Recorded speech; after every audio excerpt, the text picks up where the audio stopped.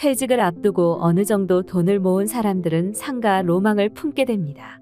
상가를 사서 노후에 월세를 받으면 월급 통장만큼 든든할 것이라고 기대하는 것입니다.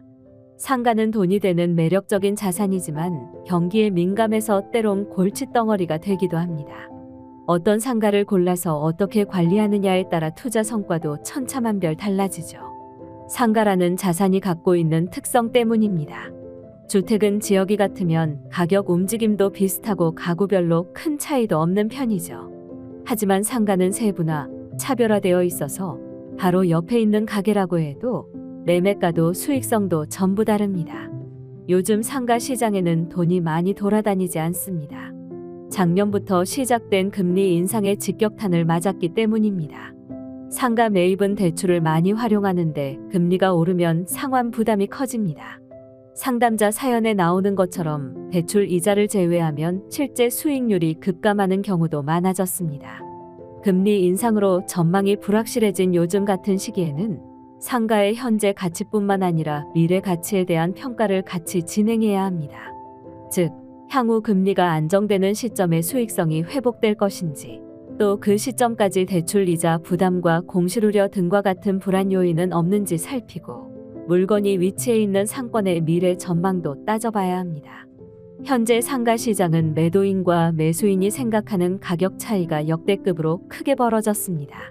매수자 우위 시장이기 때문에 거래가 된다고 해도 금매 위주로 낮은 가격에만 거래될 뿐입니다. 이는 실제 데이터에서도 확인할 수 있습니다.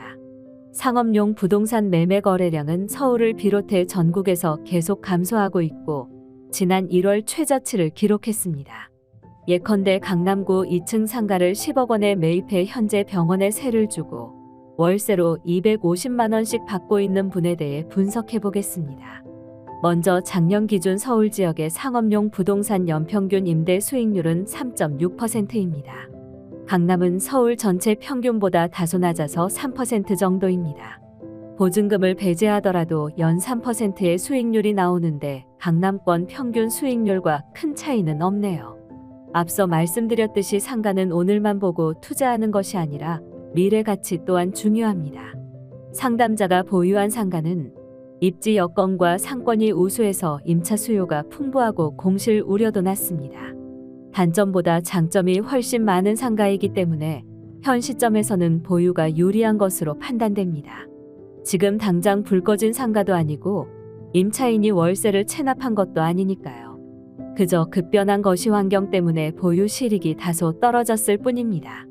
상가 대출금이 커서 월 이자 상환액이 부담으로 느껴지긴 하겠지만 조금씩 대출 잔액을 줄여나가면 부담을 확실하게 낮출 수 있을 겁니다. 금리 안정화 시점이 곧 오겠지만 고통스러운 고금리 구간을 잘 버텨내기 위한 노력은 필요합니다. 보유 현금 5억 원으로 신규 상가 투자를 하기보다는 대출 이자 부담을 덜어내는 방향으로 고민해 보시는 것을 제안합니다.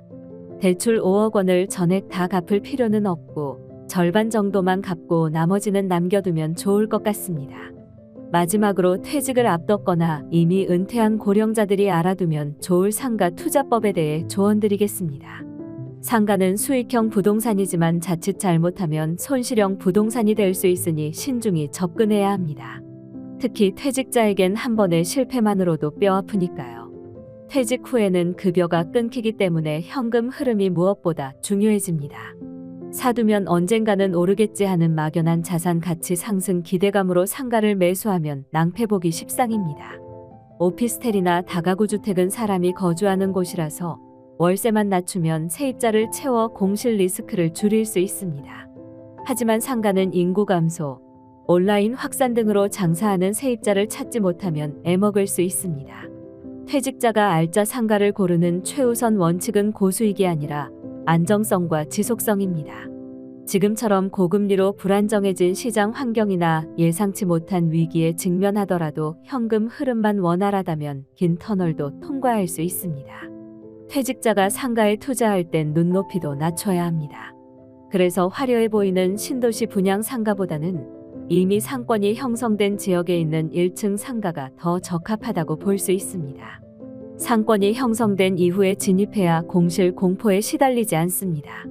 물론 1층은 2, 3층 상가보다는 수익성이 다소 떨어질 수 있겠지만 퇴직자에겐 안정적인 현금 흐름이 더 중요합니다.